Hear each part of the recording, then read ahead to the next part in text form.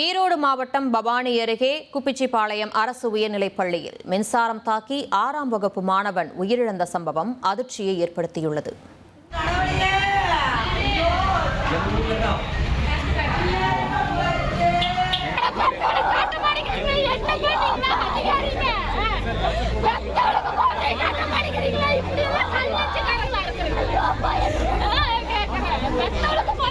ஏமம்பாளையத்தைச் சேர்ந்த சிறுவன் யோகேஷ் 6ஆம் வகுப்பு படித்து வந்தார்.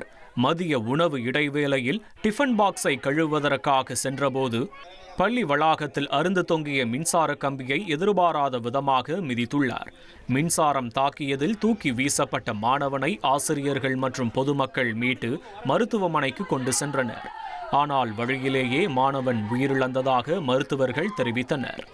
இதையடுத்து ஆத்திரமடைந்த உறவினர்கள் மற்றும் பொதுமக்கள் பள்ளியை முற்றுகையிட்டு தோப்பூர் தேசிய நெடுஞ்சாலையில் மாணவர்களுடன் சாலை மறியலில் ஈடுபட்டனர்.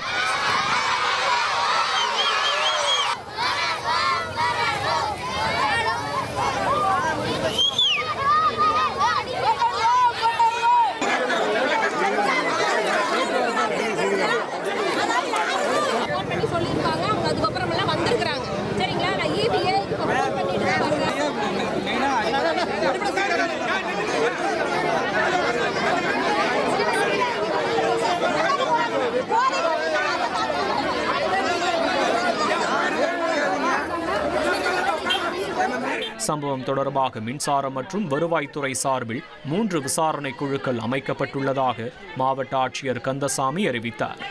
மேலும் தலைமை ஆசிரியர் நிர்மலா சஸ்பெண்ட் செய்யப்பட்ட நிலையில் உறவினர்கள் போராட்டத்தை கைவிட்டனர்.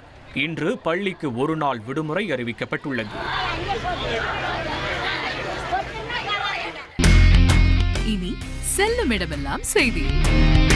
தந்தி டிவியின் வாட்ஸ்அப் சேனலை ஃபாலோ பண்ணினா செல்ல இருக்கும் இடமெல்லாம் செய்தி.